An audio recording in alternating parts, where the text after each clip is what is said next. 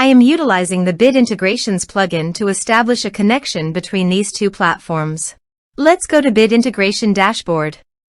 Create Integration. Search and select Groundhogg. Select a form. Contact Create. Next. Now here search and select Email Octopus.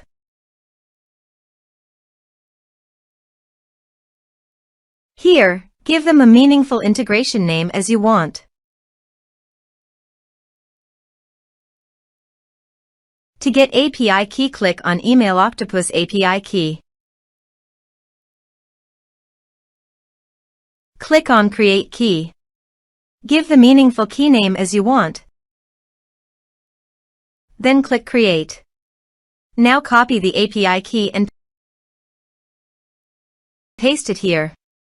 Now click Authorize. Authorization is successful. Click Next. Now select the lists.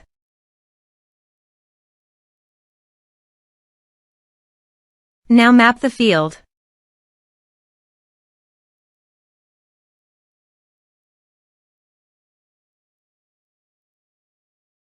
Here are several advanced features available for you to utilize according to your specific requirements. Click Next. Now save the integration. Go to Groundhogg Dashboard and Contact. Add New.